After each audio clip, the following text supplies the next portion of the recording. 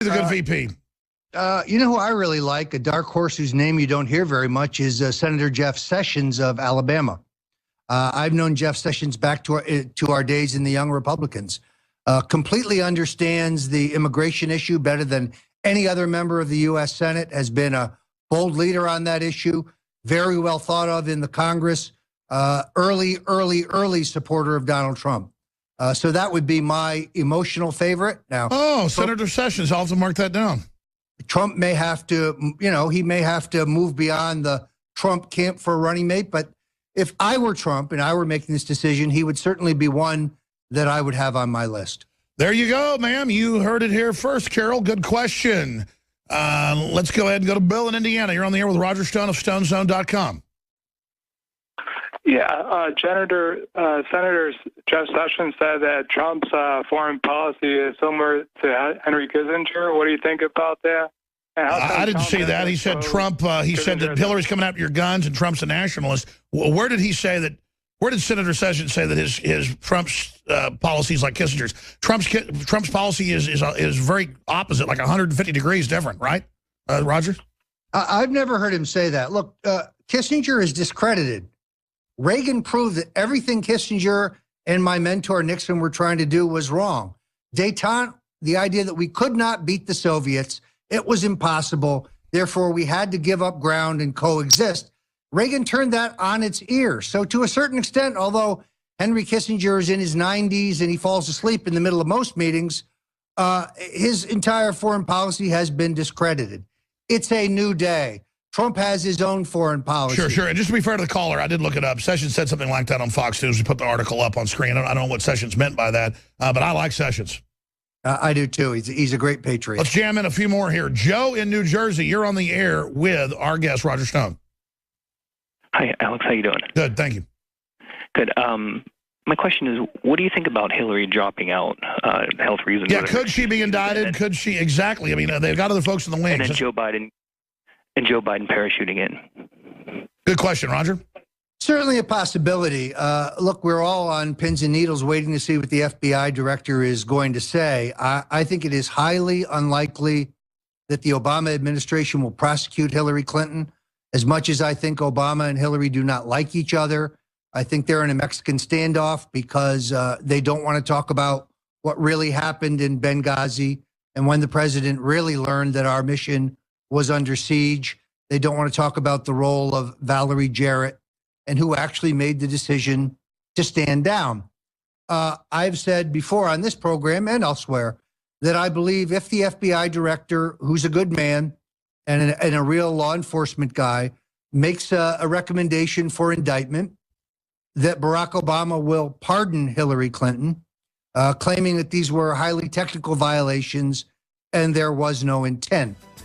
Well, I know you've got to go. You've been gracious to give us an hour, 70-second break. There's one question I forgot. I'll take 2 minutes, and I'll tell you the question now and come back. Thank you, Roger. I was on the treadmill this morning, or the elliptical, and it was Fox News playing clips of you on, talking about helping the women that were raped, go on a tour. They were implying that you guys had paid them off to make up lies. I wanted to respond to that because it's obviously bull. They settled the cases before we ever said this. They're persecuting these women. Obviously, we need to put them on the road to expose the rape, and there's no shame in helping women who were raped. We'll be back. The past, people thought it was kind of hokey to say we were in a war. Now you see we're in a war. This is real.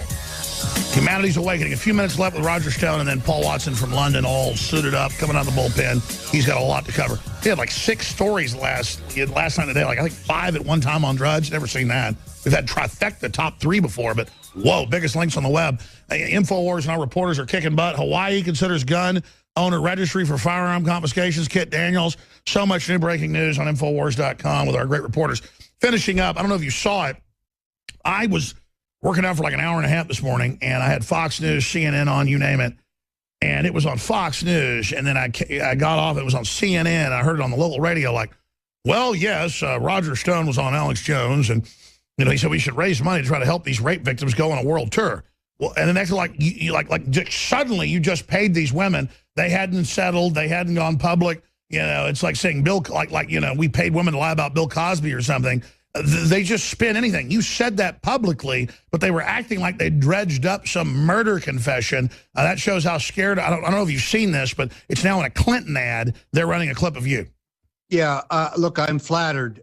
This is really simple. Every one of these women made their public accusations many, many years before I met or contacted any of them. Now, it was true that Kathleen Willey, who I admire enormously as a very brave and courageous woman who wrote a great book about her experience, was facing mortgage foreclosure. And they death threat her and they kill her animals and ask, where are your animals, and laugh at her. She's been on. I mean, this woman's under attack. She was facing a foreclosure of her home where she's lived for almost 30 years. I, along with others, did set up a GoFundMe account to raise money to try to pay off her mortgage. At one time, I was told that Donald Trump made an online contribution to the fund. That would have been great. In retrospect, he did not. Didn't matter. I think the problem has been solved because many, many patriots who watch this show responded. Good job. And her situation is resolved. Good job, but viewers. She hasn't been paid anything to say to lie, not $1. And again, repeat that. Decades before you ever wrote a book about this is on record that the guy's a predator. Yeah, so the idea that any woman has been paid to bear false witness against the Clintons is absurd. Look, Soros pays David Brock, who knows, $1 million, and he makes up all kinds of lies. He pays him $4 million a year to the overall scumbag organization. Yeah, you won't see that on CNN, though. Well, exactly. I mean, you're open about it. You're like, you know, he called, hey, can you help this lady? They're about to take her house. And we're like, my listeners, I mean. She needed help. And I'm proud to She didn't ask for money when I had her on 20 years ago. She's never asked for money. The point is, I expose the Clintons at my own risk because they're thugs.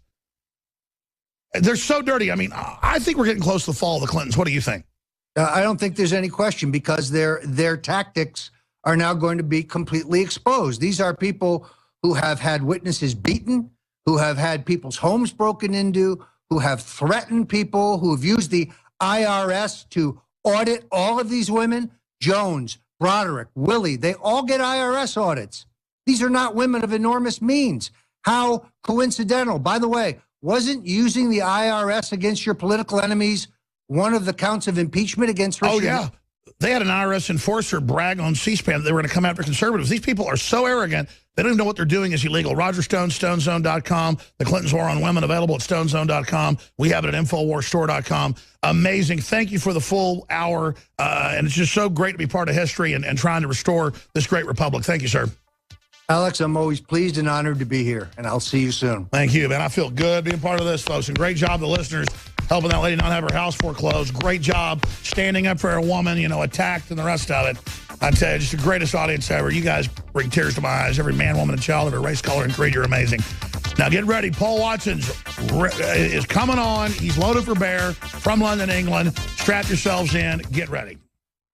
We are back on the Alex Jones Show live, 4th hour overdrive with me, your host, Paul Joseph Watson, coming to you today, not from London for a change, but from mainland Europe in France, somewhere near the French Alps, halfway up a mountain, not far from quite a famous chateau that was burned down by the Nazis in the 1940s during World War II, because it housed French resistance fighters who later actually set up camp at the very location that I'm speaking to you from now, which is kind of ironic because, of course, after the Nazis were defeated, the European Union set up a bureaucratic tyranny, an EU federalist superstate, that was virtually identical to what the Nazis had planned in a post-World War II world if they had been victorious, which was, of course, a system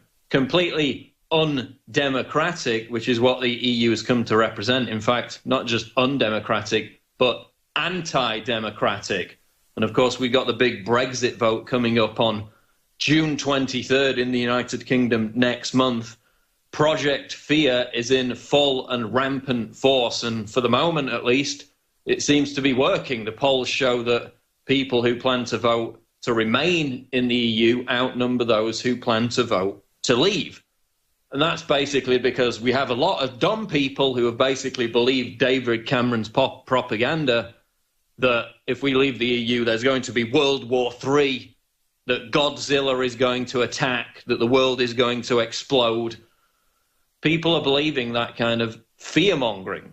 which is why it remains important to counter it. But if you want yet another insight into how tyrannical and anti-democratic the EU really is and why we need to get out of it, this is out of Breitbart.com.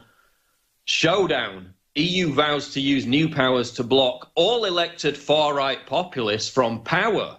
Of course, we had the big election in Austria yesterday, which we'll get on to talk about in a moment. The president of the unelected executive arm of the European Union has vowed to block all right-wing populists from power across the continent shortly after acquiring the power to exert far-reaching sanctions on elected governments. Jean-Claude Juncker, the president of the European Commission, promised to exclude Norbert Hofer, the leader of Austria's Freedom Party, from all EU decision-making if elected ahead of yesterday's presidential vote. This is a quote from Juncker. Listen to this. Quote, "There will be no debate or dialogue with the far right." So they're openly announcing that even if these, quote, far right, who in reality are just populist parties, the only ones standing up to EU centralized tyranny, standing up to the flooding of Europe with Muslim migrants, if any of those are democratically elected by the voters in their own countries, in EU member states, then the EU bureaucrats, who of course are not representable at all to the actual citizens of Europe, they'll simply ignore them. They won't talk to them. They won't include them in the decision-making process, which of course is centralized amongst EU bureaucrats like Juncker, who get to decide what laws are introduced. The EU Parliament cannot even introduce its own laws. It can't strike down laws. This is how anti-democratic the EU really is. So now they're basically saying, even if these, quote, far right, which are always just populist anti-EU personalities, even if they're democratically elected by the citizens within those countries, within Europe, we're simply going to ignore them. We're going to pretend like they don't exist. Which is no surprise given how the EU reacts every time European citizens vote to reject its mandates. This is something we've touched on time and time again. In Denmark, Ireland, France, the Netherlands, Greece, people voted to reject the EU over and over again. The Maastricht Treaty, the Nice Treaty, the EU Constitution, the Lisbon Treaty, and the Euro bailout itself. European citizens in all these countries rejected the EU time and time again. And every time, the EU, instead of acknowledging the democratic will of the people, either made them vote again and again until they got the result they wanted, or simply ignored the vote altogether. Just like they're now saying they're going to ignore the elected representatives of European countries. Again, that's not a democratic institution, that's a tyranny. Why would we want to be part of an institution that's not just inherently undemocratic in the way it operates, but anti-democratic in the way it's basically come forward and said, we're just going to ignore elected representatives of European countries if we don't like their politics, if they're anti-EU, if they're trying to move towards extricating these countries to get them out of the complete mess that is the European Union. So we've got that going on. Of course, we've got the continual flooding of the continent of Europe with Muslim migrants. And now we've got a new report out of Germany. This is extremely interesting because it's something we've looked at in the past.